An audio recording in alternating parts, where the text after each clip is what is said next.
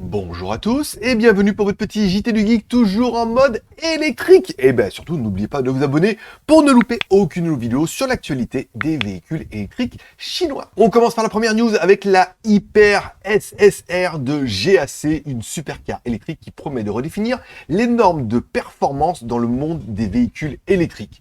Avec une puissance impressionnante de 900 kW, soit 1124 chevaux, et une accélération de 0 à 100 en 1 seconde 9, cette voiture électrique chinoise est un chef-d'œuvre de l'ingénierie.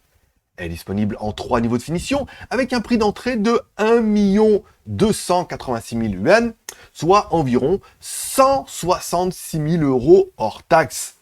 Pour une supercar comme ça, moi je dis c'est tentant. La deuxième news sera donc sur la Neta X, un SUV électrique compact qui sera lancé le 18 octobre en Chine.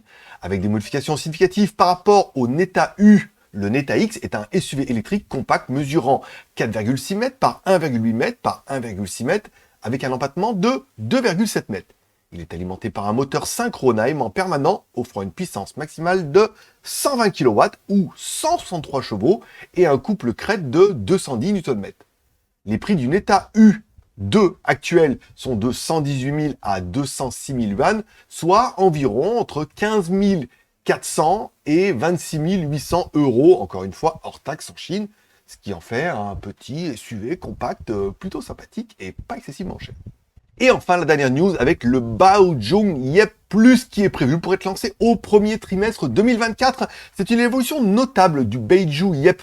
Oui, parce que forcément ils ont mis plus, comme chez Apple, avec plus de puissance et un design à 5 portes. Le modèle actuel, le Baojun Yep, est un SUV urbain de 3 portes avec un moteur de 50 kW, un couple maximal de 140 Nm et une batterie de 28 kW offrant une autonomie de 303 km en norme CLTC.